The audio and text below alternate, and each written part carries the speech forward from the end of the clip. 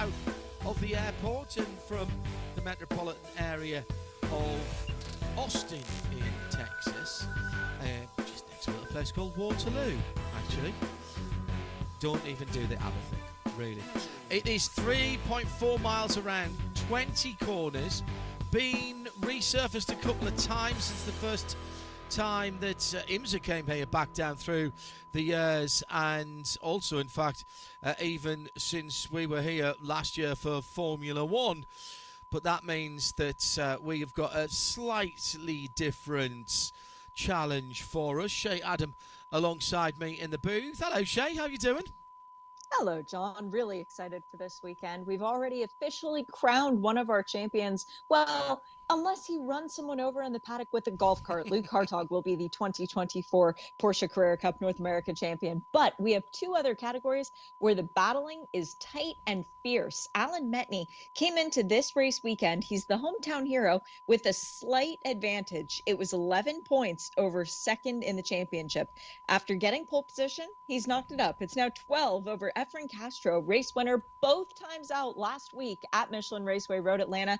But there are still four drivers who mathematically stand a chance in the Pro-Am class. And in Masters, it's been the story of a comeback all year long. Chris Belomo trying to catch back up to Matt Halcomb, and now he's within touching distance. But this weekend is the weekend that's going to make the big difference and find out who will be our champions in the other two categories.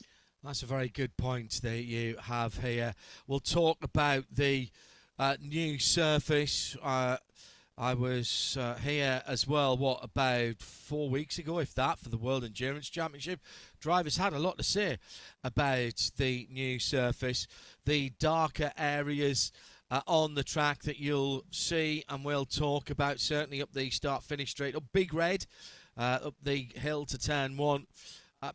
It's very smooth, and it has a lot of grip in a forward and back, in a longitudinal grip area, but on the lateral grip, on the side-to-side grip, not so much. And we saw earlier on, Shay, in practice and qualifying, one or two drivers just struggling slightly with that when they were trying to turn in or accelerate out of the corners.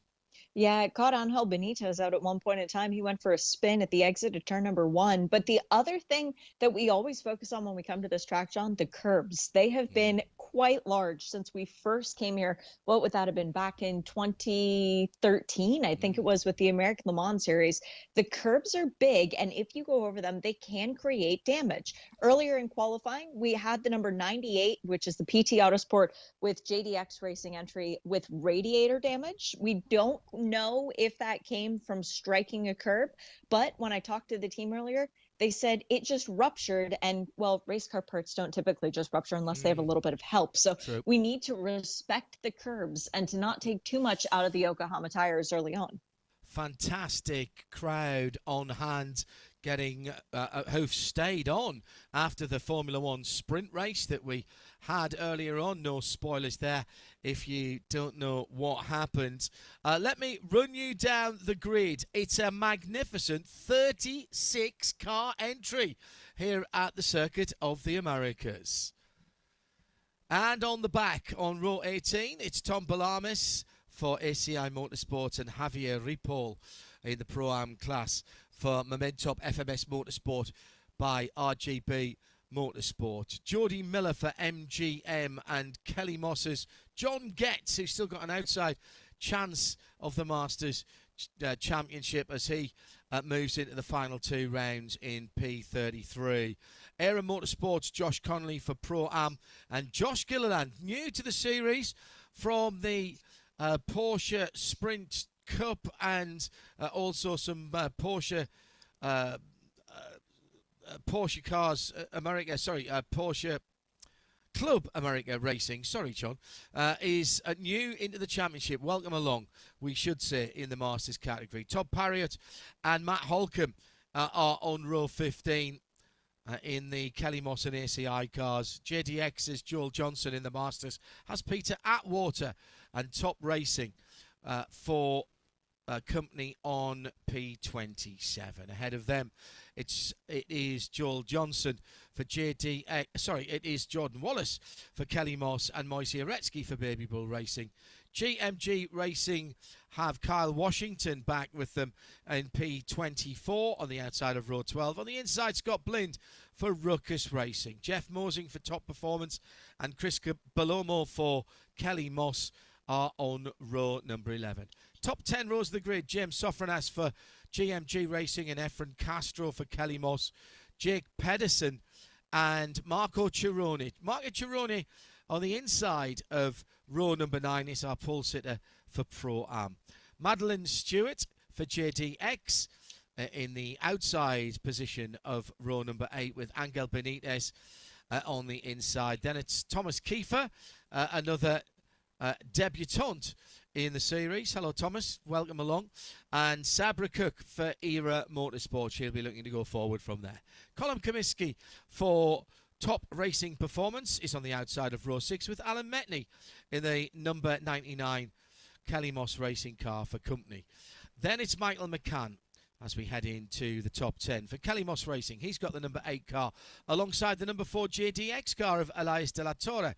And then it's Yves Baltas for ACI Motorsports and Dan Clark on row number 4. Row 3, Alex Sedgwick and his final outing for JDX Racing in this championship. He's looking to move into either a Michelin Pilot Challenge or even perhaps the IMSA WeatherTech Sports Car Championship. We wish him well with that. And he has a chance of a really good championship position here. Alongside him on row number 3 is Jimmy Libra for ACI Motorsports. Ryan Yardley, who topped the one and only practice session for Top Racing Performance, ends up in 4th in qualifying here, with Zach Vanier, twice a winner this season for JTX Racing, in 3rd. And the front row is Michael Cooper for Baby Bull Racing. That's his best qualifying of the season, ahead of the championship winner-elect Luke Hartog for Kelly Moss Racing. And that's how the 36 cars will line up, with 35 minutes plus 1 lap, Shea Adam, to go a slightly different race time than what we're used to, but that makes it race certain, time certain, because of course we're on a Formula 1 weekend. Although in fairness, all of the Formula 1 activity has finished for the day. Oh no, I tell a lie, of course. We've still got the main race qualifying to come, and that's why we have to be absolutely certain when we're going to finish. What has caught your eye with the grid as the cars are coming around to start behind the safety car, just coming into turn 19 now? Last year, the same drivers won both of the races on both of the days, but our pro driver and our masters driver are not back. So we're going to have new winners in both of those categories. Meanwhile, James Sofronis in GMG Racing number 14 did 2 races all of last year, both of them at Circuit of the Americas. Both of them, he was victorious. So watch out for that number 14 to be strong. Not sure who has the advantage as they go up the hill. They'll spread out to go across the hash marks, and you cannot break ranks before the start-finish line, waiting for the green flag with 35 minutes on the clock. It is a side-by-side start, and Luke Hartog gets the drop as he goes across the line. Already the 37 car way out of line, and that is the Coot car, and that should not be that far out of line. That may well get pulled back from there, I'm afraid, as they go through and up towards and through turn 1. Everyone has got through that. There's still a big bump at turn number 3, despite a couple of resurfacing efforts here. The beautiful serpentine run to turn number 9 has everyone following through. What a great sight and sound, Shea Adam, with these 4-litre flat sixes. And Canada leads the way. Zach Vanier with the best start as Matt Halcomb goes over. Now, he did land on his wheels again, but that is our Masters class champion, the championship leader, who's now sitting by the side of the track. Who was involved with him? That's the number 70. That's one of our newcomers, John, who was also involved in that incident. Glad to see Halcomb with his door open as Johnson manages to drive away, but Halcomb signaling to the emergency services that he is okay. We should be going to a full course caution. Yeah. And there's no doubt about the fact that we will have the Porsche safety car out, and that should neutralise the racing immediately. Oh, Matt Halcombe is not happy with the way that his season has gone. He does not deserve his championship effort to end like this if indeed the team can't get the car repaired. Well, the good news is, despite the fact that that car has been over, it's the driver's door mirror, and that's about all.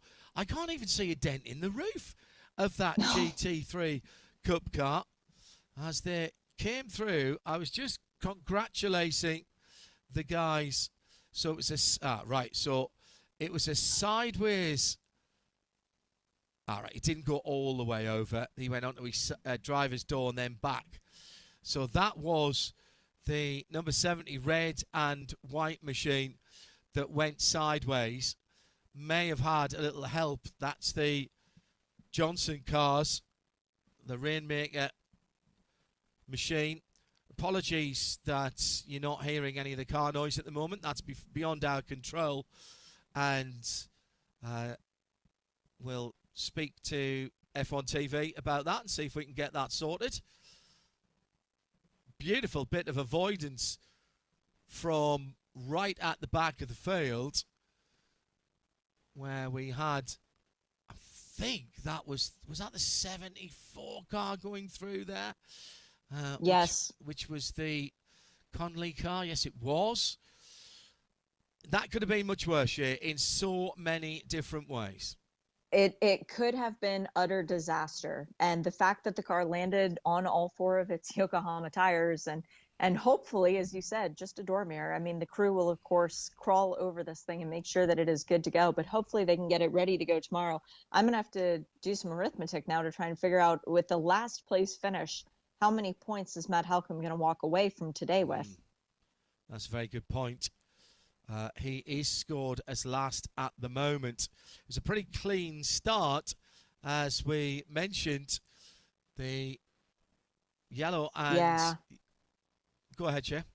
I think Sabre Cooked moved before the start line as well, John, so that should be a drive-through penalty for not respecting the start procedure.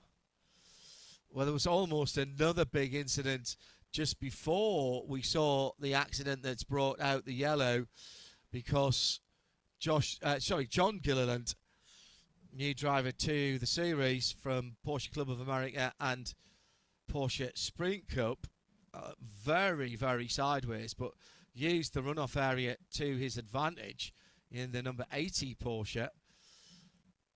It was so tidy. It really was before those two came together, and it's a fairly innocuous sideways slide. But as we've mentioned before, the problem stems from the fact that Joel Johnson in the JDX Racing number 70 car gets sideways, and of course the Yokohama wheels, the Yokohama tyres on the racing wheels, they have a camber on them, so they're sticking out more at the bottom than they are at the top. And beautiful flat floor for aerodynamics on the Carrera Cup cars. But if those wheels get together, it's actually shaped pretty much the same as you would have from a single-seater. And people, I think, perhaps forget that when we've got closed-wheel cars.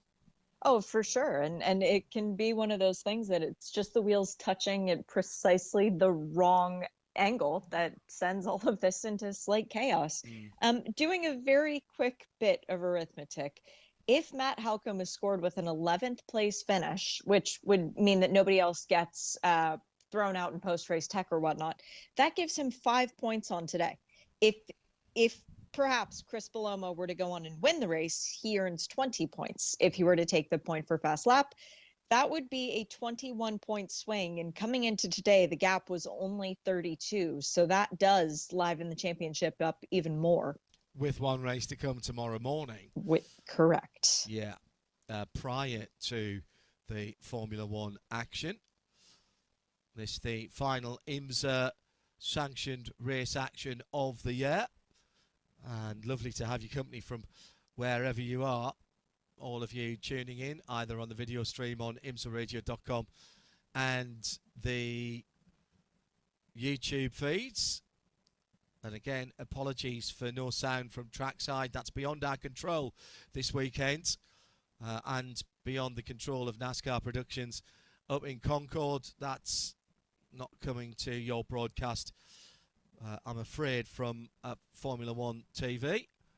They are working on it at the moment, is what we've been told.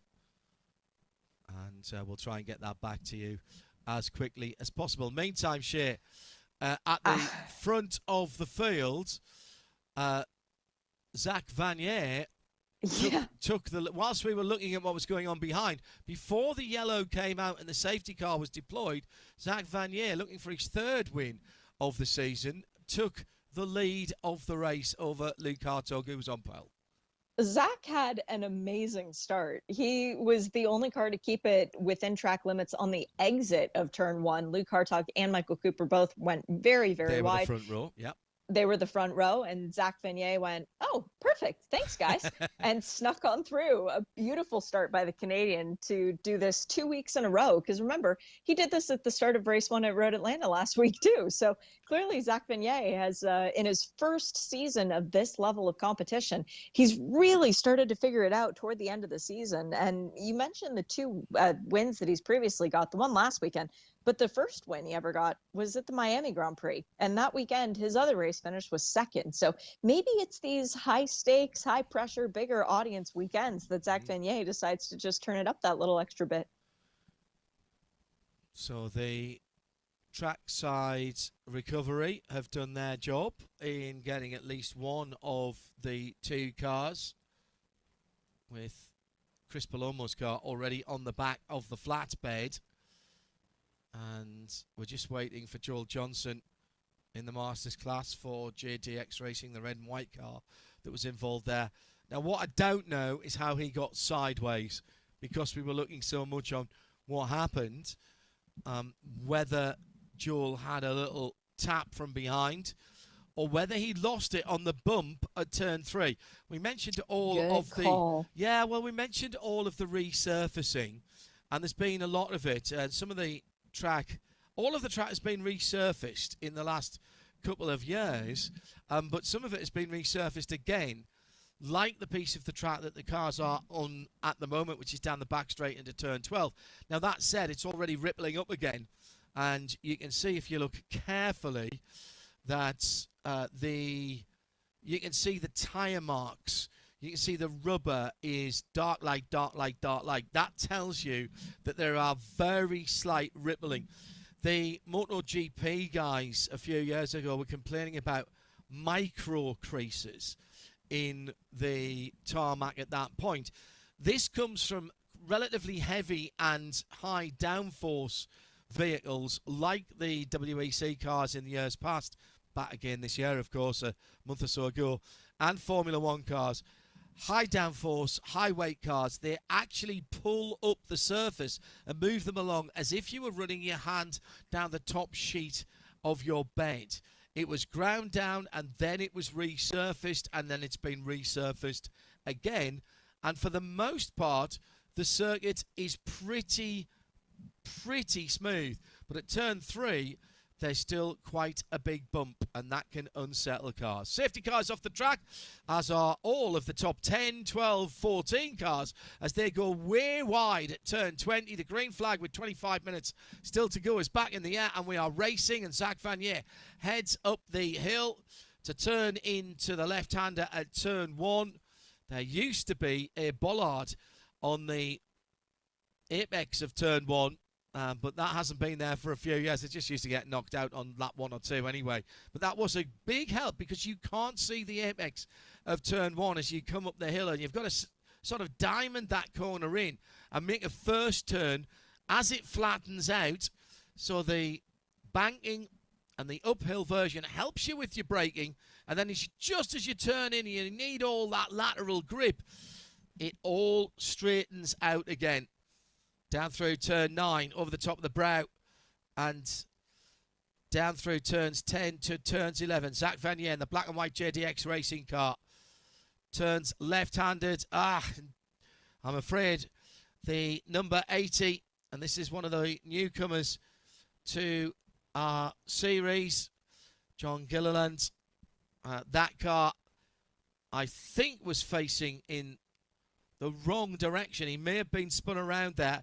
Race control waiting to see if he gets restarted. And if he doesn't, we'll be going back to green as Dan Clark goes very wide at turn 12. And through goes Alex Sedgwick in the red, white and black, number 98. That was the battle for, well, Dan Clark was 7th across the line. Sedgwick restarted in 11th. If that's right, that's been a huge restart lap for Sedgwick. Dropping back is the number 8. And that is another red and white car. And that is the Michael McCann Kelly Moss racing car. And we see the Porsche safety car again, Shay Adam. Yeah, unfortunately for John Gilliland, unable to move away under his own power. The car stopped at the exit of turn 1. One of the best liveries I've seen in a long time, with that very cool cow look to it. But unfortunately, the right front looks quite misshapen and a bit like maybe there might be a bit of radiator damage, just given where the positioning on everything in that car is. And is that right rear tire perhaps slightly out of camber as well? As on that restart, very impressive by Zach Vanier once again to run away from our champion-elect Luke Hartog. But further back in the field, what was it that got Gillen? Outbroke himself and wound up in the side of John Getz, unfortunately. That can happen in turn 1. It's very easy to get drawn in and think that you can go just that little bit deeper.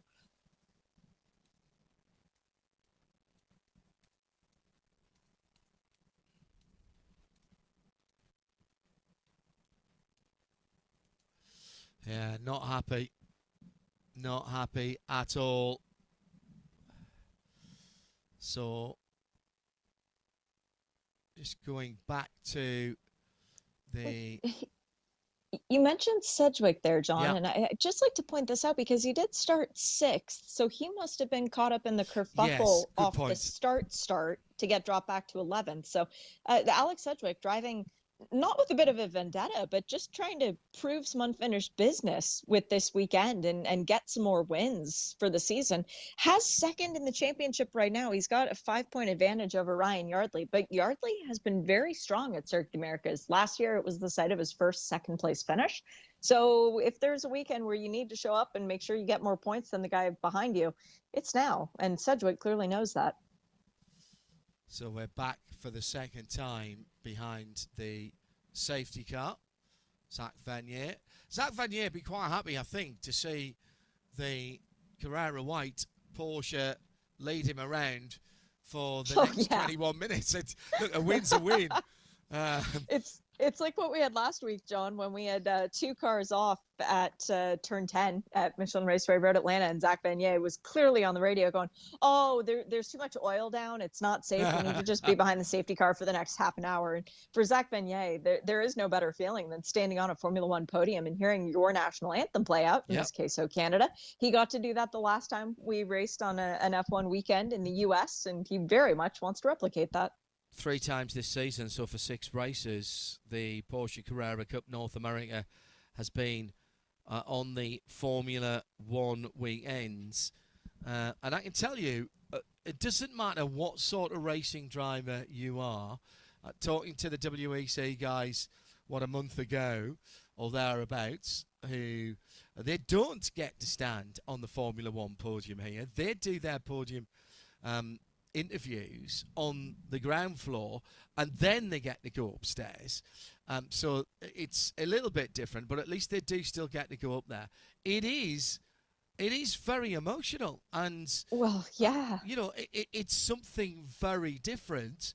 And I'm very fortunate. I have stood on the podium here for a 3rd place in an endurance race, for a 24-hour race back in 2017.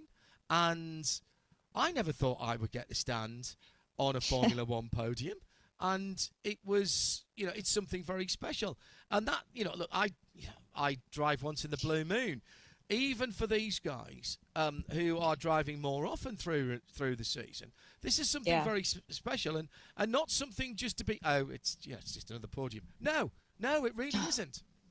No, well, and to be honest, you can look at any of the drivers who have won this year on an F1 weekend, and their cover photos on Instagram are Yeah, them standing on that of podium. course That's they what are. matters. This calendar this year has not had a bad track. I No. mean, we started out at Sebring International Raceway, then Miami with Formula One, and then on to Montreal with F1 again, although those races were quite abbreviated due to weather.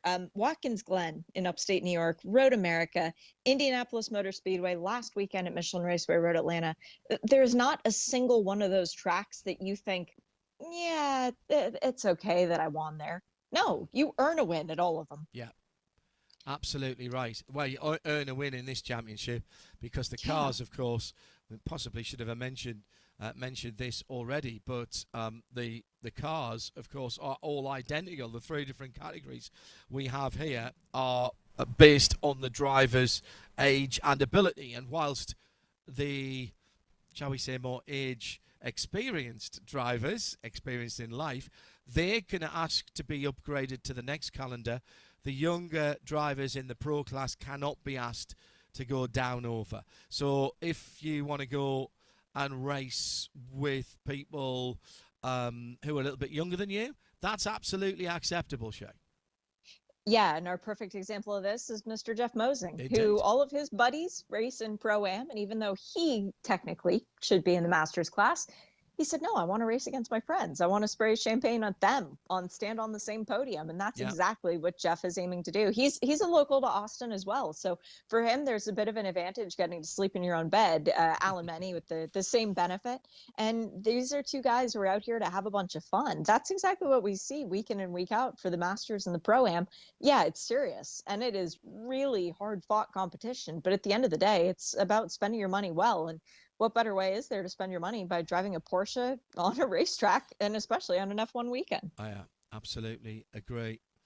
Porsche Carrera Cup North America schedule for next year is already out, and will start the season at Sebring in Florida in the middle of March with the Mobile One 12 Hours of Sebring. 36 cars here this weekend, and I just wonder how many we'll have there. That was the site of the all-time Carrera Cup record entry anywhere in the world, share earlier on this year. Yeah, and what a packed grid it was. And I forget how many teams I think we had that weekend. It was something like 13 of them running all these different cars. But no team has been able to knock down the might that is Kelly Moss. They have been the champions for a few years now. JDX did get a championship as well, but Luke Hartog driving that Racing for Children's liveried car that's taken so many previous drivers to championships as well. I mean, Jake Edson, I think, was the first one who started it. Roman DeAngelis is represented. It's really been a lot of success. Riley Dickinson last year, shouldn't forget. A lot of success for a lot of very willing drivers and capable drivers nonetheless. Just earlier on this week, the 992.2 GT3s announced from Porsche. The Touring and the GT3 itself being announced at the same time. Those are the street car versions of the Cup car. Some detailed changes to the styling on the front end, which I'm sure we'll see the Cup cars get in due course. Slight uplift on the price. Porsche can sell every one. Actually, Porsche could sell about 10 more of every one than they have built for the global market. And in the UK, which is obviously the market that I'm interested in, just over £150,000 now for the GT3 or the GT3 Touring. GT3 gets a backseat option for the first time, and also therefore the carbon fibre seats go back to the old 991.2 tilt carbon seats, which I'm very happy about because they were very comfy. And those cars are available to order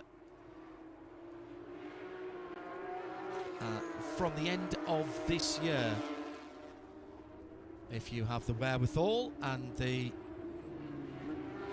what's the word I am looking for, the tenure with your local Porsche centre. So we are waiting now down to just under 14 minutes for just waiting for the track to be declared clear.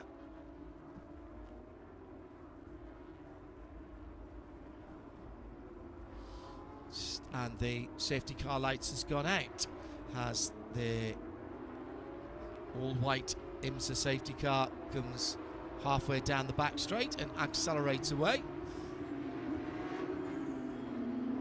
All right, Zach Vanier, you're going to have to do it again. This is getting to be an old trick for him at this point, holding off Luke Hartog on these restarts. But Luke is creative, and he will have figured out something different to try coming into this restart. Now, the problem for Luke Hartog is Michael Cooper right behind him, a Rolex 24 Hours of Daytona winner a few years ago. He's also somebody who's quite capable of making moves on restarts.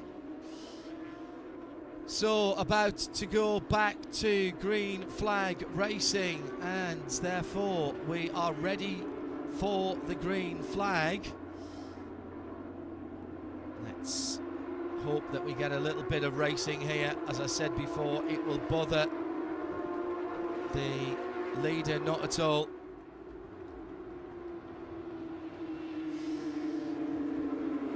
Zach Vanier then heads through the final corner. He's waiting, he's through turn 19 now, gets onto the red and white curbs.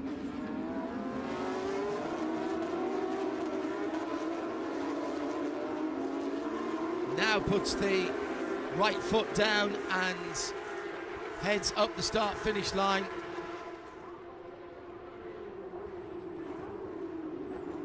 Ooh, big show at the nose from Luke Hartog on Zach Vanier, but once again, Zach focusing forward, pays no attention to the driver charging hard behind him.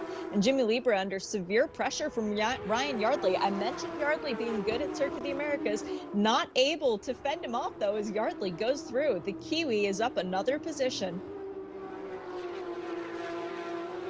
Yves Baltas in 6th position, Elias De La Torre in 7th, Ryan Sedgwick trying to get another good start in the red, white and black car, right ahead of Dan Clark in the yellow and green car. A little bit of corner cutting, a bit of extra grass being put down in various places as they're coming through turns 8 and 9. It wasn't there when we were there back in 17, which meant you just absolutely rode the curbs and the tarmac behind them. Efren Castro is leading the Pro-Am class. He managed to get around Alan Metney on that restart with James Sofronis in 3rd. Meanwhile, in the Masters class, it is Chris Palomo leading the way in the silver and pink Porsche as Metney now diving down the inside. He's trying to defend from James Sofronis while Castro is right ahead of him. This is getting juicy. I said to watch that Pro-Am battle. I wasn't expecting it to get this good this early. Just on 10.5 minutes to go. The sound of the 4-litre normally aspirated flat 6 echoing around the Circuit of the Americas. Thanks very much to our technical team from F1 TV. We can hear those now, and so can you. A lot of hard work going in behind the scenes. Side by side, Dan Clark in the green and silver car has the number 4 of Elias De La Torre with the also green but yellow car as well. And at the front of the field, the black and white of Zach Vanier under pressure from the champion-elect Luke Hartog. Nothing to lose for Hartog. The gold car is Yves Baltas, who pushes the number 98 red, white and black car of Alex Sedgwick wide at turn 1. Still Sedgwick in there, both cars right off the track, and Baltas getting very sideways as he had to cut through turn 4. Now coming through to that extra grassed area at turn 8 and 9. I like the creativity on the racing lines at that point, 7, 8 and 9. I'm being diplomatic there, Shane. I like your way of phrasing that, John, as Alex Sedgwick finally dives down the inside of Yves Baltas, making the pass done at the hairpin. Yeah, there's a lot of creativity in terms of ways to get around this circuit. It's only 3.5 miles long, but we're seeing a lot of people coming up with some different ideas, and they are playing out in front of us, including the amount of dust being kicked up on the inside of a curb. Guys, that's not what the racetrack was. Okay, fine. Nope, I'm not even going to try. You know racing drivers, Shea. And there was a Yeah, bit of contact, actually, as they both went well off the track at turn 5. Yves Baltas was defending so far he went off the track. Alex Sedgwick, who was not just all 4 wheels off the track, but all 4 wheels over the right-hand side of the green, which is the bit where MotoGP are off the track. And then they both missed turn 6 as well. There, that'll be being looked at, I'm sure. I don't think either of them got any kind of advantage, if I'm brutally honest. So it was kind of self-policing there through the final corner, and the leader goes way out off track again. And everybody is ignoring track limits. The white lines at turns 19 and 20 are double the width that they used to be, as down the inside goes Ryan Yardley. Ryan Yardley in the golden black number 78 goes ahead of the Up pink. in a podium position now, Yeah. John. Ahead of Michael Cooper in the Baby Bull Racing pink car.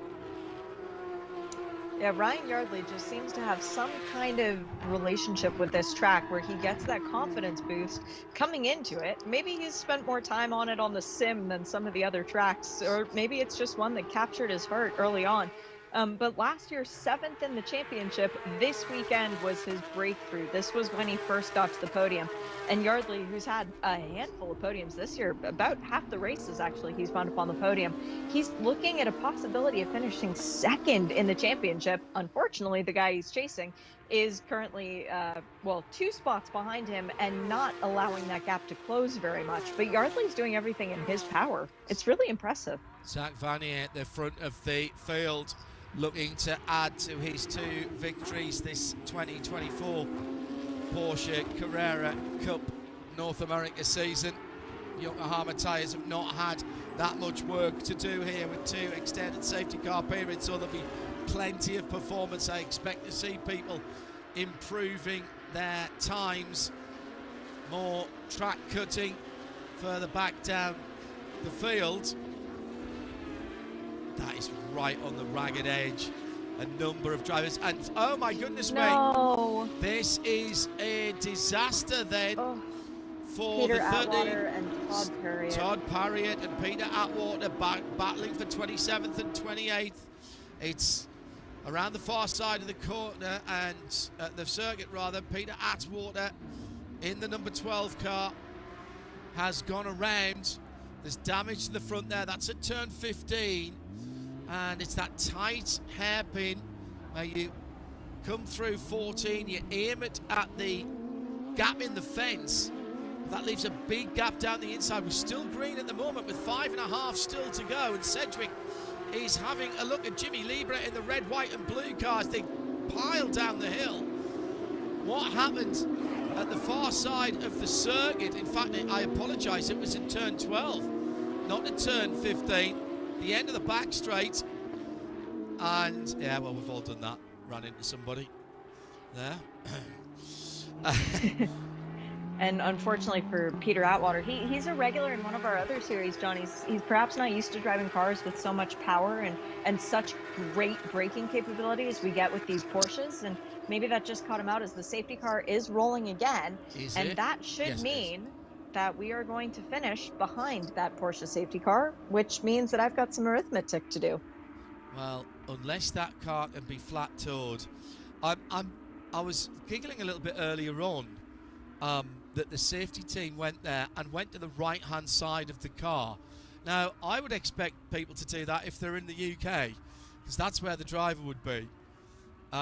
They did that before, and now they go to the left-hand side to see if the driver's okay. The right-hand side door didn't open, and Tom Perriott into the pit lane in that very, distinctive number 13 with the sort of cartoon anime style of livery. Sure, you're not old enough, but I am, to remember that when Porsches and their Cup cars, in fact most of their racing cars, were delivered in Carrera white, race white, which is the colour of our safety car, and therefore you would get a lot of white Porsches. The Carrera Cup cars now are delivered in GT silver, so any silver you see on the cars tends to be the base colour of the car, with the livery laid over the top of them. Now, did Alex Sedgwick manage to get by Jimmy Libra before the yellow came out down through turn 3? Yes, he did. Yes. Under the walkover bridge. Used the walkover bridge as a, it's not really even a braking marker there, it's just a lift in these cars. You've got to take a slightly different line and either take a lot of curb on the left hand side or take a late apex to turn 3 and be slightly further across and turn in late to turn 4 to miss that bump. 2.5 to go. You know what, if that Porsche takes a flat toe at turn 1 and they get him immediately behind the wall there, it's the middle of the back straight for the safety car lights to go out. We might literally get a green-white checker. Well, my racing heart would love that. My sitting here having just done some arithmetic would not be as happy. Neither would Zach Venier. Exactly. Zach Venier would be saying, no, the track is way too dirty. We can't possibly go back to green flag racing. If it were to finish under this order, might I present to the court evidence that Ryan Yardley has vaulted himself one position in the championship by his performance today? That would mean that he would have 228 points to Alex Sedgwick's 226. In the Pro-Am class, it would still be Alan Metney leading, but because he got shuffled down to 4th on that restart in the Pro-Am category, with it now being Efren Castro leading the way, who is still 2nd in the championship coming into this weekend, James Safronis in 3rd and Marco Cironi, James Safronis in 2nd and Marco Cironi in 3rd, that would mean we have a 1-point difference between Alan Metney and Efren Castro. And I have not accounted for fast lap in any of the classes because the timing and scoring that we're using this weekend does not give us that easily, John. So we could potentially have a tie going into the race tomorrow for the Pro-Am Championship. And in Masters, Matt Halcomb with that last place finish, if it were to finish as it is now with Chris Belomo in the lead of the category for Masters, that makes it a 12-point battle for tomorrow. Which is eminently doable with the points differential between first and last. That is a first place finish for Belomo and a 5th place finish for Halcomb. Yeah. So that's not including qualifying points, which is 2, and then 1 point for fast lap both ways. Good point. So yes, they are good points. Yeah, Zach Vanier and JDX, Jeremy Dill and Harrison Briggs had a good chat with. Shane and I had a good chat with Jeremy Dill at Michelin Raceway Road Atlanta last weekend. Good to see him back at the circuit and back in form. Looked as fit as a fiddle, to be honest. Fit as a butcher's dog's personal trainer. And good to see him. Harrison Briggs and the rest of the team been doing yeoman's work while he was away. Came back to the track and saw a JDX victory.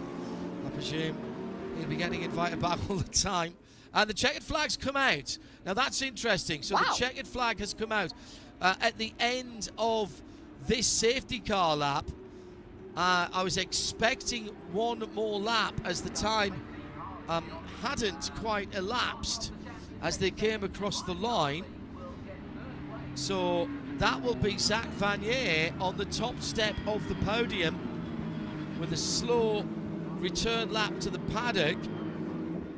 Luke Hartog in 2nd, Ryan Yardley completes the podium in the Pro-Am. What a drive by Alex Sedgwick back up to 5th position. Yeah. With the, I should mention, in 4th, always the worst place to be, isn't it? 4th position. The number 88 of Michael Cooper, who started on the front row, he'll not be happy with that. In the Pro-Am category, Efren Castro in 12th takes it from James Sofranas back in the championship in 15th, and Marco Cironi in 16th ahead of Alan Metni in 4th place there. And in the Masters class, as Shea was mentioning, Chris Palomo in 22nd take the top step of the podium from Kyle Washington back in form there, and Scott Blind in 3rd place, with John Getz having stopped, and we had also Peter Atwater, John Gilliland, and Matt Holcomb, of course, with that early stop with Joel Johnson, Peter Atwater, Todd Parriott, all having problems, Shea. And the big thing was that pass that we saw a replay of Alex Sedgwick getting around Jimmy Lieber before the yellow came out. That actually does give him 12 points today. So Alex Sedgwick and Ryan Yardley are tied on championship points going into tomorrow. But again, we don't know who got the point for the fast lap. So it could have been one of them. It could be someone else. But that means that tomorrow's race will determine second in the championship as well. That's pretty cool. That's a very good point. Well, a somewhat stop-start race. Zach Vanier will care about that, not at all. He takes his 3rd victory in the 2024 Porsche Carrera Cup North America with Yokohama season. Just hearing that the time expired when the leader was just coming around behind the safety car at turn 19, and no extra lap, just the 35 minutes on the clock, not the +1, although it would have been pointless to do the +1 because we weren't going to get the clearance. Quite. So actually not the worst thing to do to throw the checkered flag. So Zach Vanier for JDX then takes the victory from Kelly Moss's Luke Hartog in 2nd. Ryan Yardley for top racing performance in 3rd. 3 of the super teams really in this championship. And as far as the other championships concerned, well, Luke Hartog, we know, is sorted for the championship. Is that 2 in a row for Zach Vanier then? He won the last, did he win the last race or the first race? The first race at that's Michelin right. Raceway Road Atlanta. But for Zach Vanier, we've had 5 races so far this year on F1 weekends. He's won 2 of them. That's a 40% win rate. And if he takes tomorrow, that's a 50% win rate. So Zach Vanier definitely performing when all the F1 eyes of the world are upon him. And he will get to stand atop of that podium, which is just above his head at the moment while he's pulled into pit in. That is such a cool thing. Really such a cool thing for him and for JDX as well. And for Kelly Moss with Chris Palomo and Riley Dickinson, last year's champion, there to celebrate because his protege Efren Castro winning the Pro-Am class. It's a good day for all the teams. Chris Palomo celebrating, standing on the inside rim of his car. It's a good day if you're Chris Palomo, and I'm sure the team hasn't even filled him in fully on all the drama that's elapsed and how close he is now to potentially a first Masters championship. Nice to see Riley Dickinson, last year's champion, working with another team, working with Kelly Moss, isn't he, of course? And yep. Still, this is a very tightly knit community in the Porsche Carrera Cup North America with Yokohama Championship, and they all know what to do. Efren Castro with Kelly Moss taking the plaudits of Johnny Knotts our lead pit lane official for IMSA, who is there in his capacity, making sure that the regulations are upheld. IMSA bringing their own officiating crew, race director, etc. Always, absolutely always, in front of a huge crowd in beautiful conditions, with temperatures on the track well up to the mid to high 20s Celsius, and it is a t-shirt and shorts type of day at the Circuit of the Americas. Well, sure, that sets things up quite nicely. Luke Hartog didn't win today. He'll want to be on the top step of the podium to celebrate his championship tomorrow. He's going to be on the podium today. He'll want to be there tomorrow, possibly improve by one. But as far as Pro-Am and the Masters is concerned, that's tightened things up quite a little.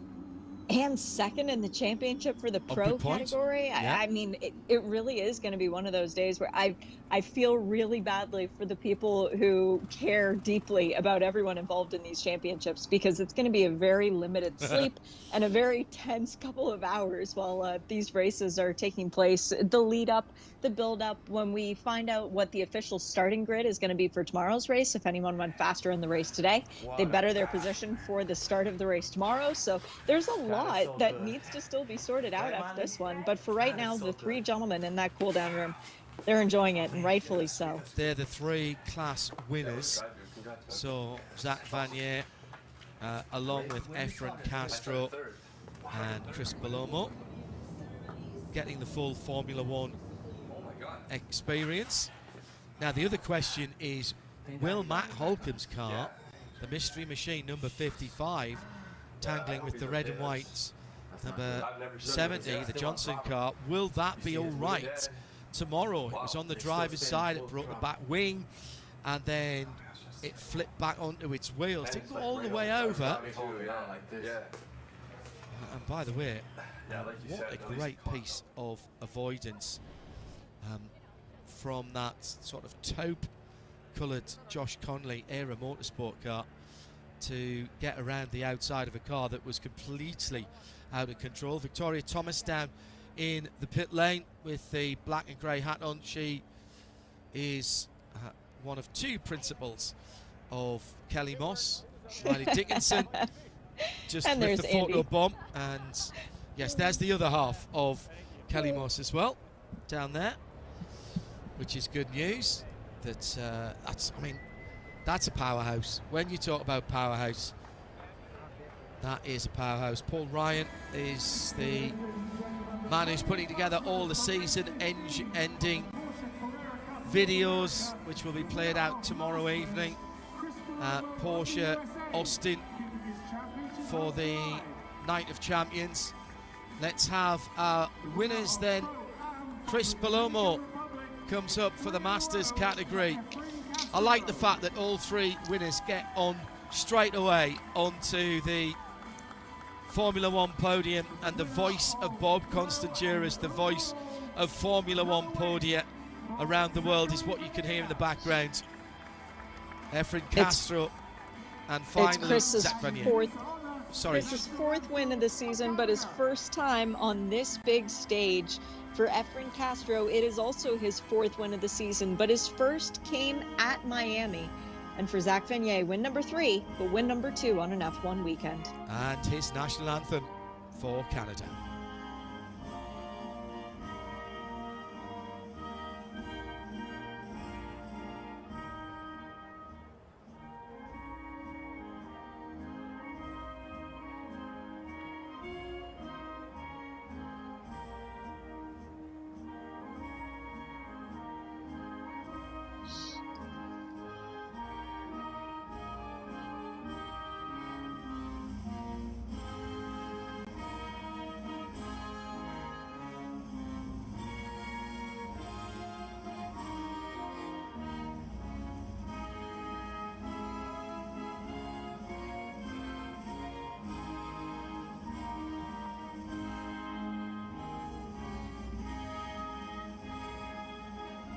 Zach Vanier and O Canada to end our first of 2 races that will finalise the season. We'll be back to do it again tomorrow. I'm John Hindorf for Shea Adam. Join us again for the conclusion of the 2024 season.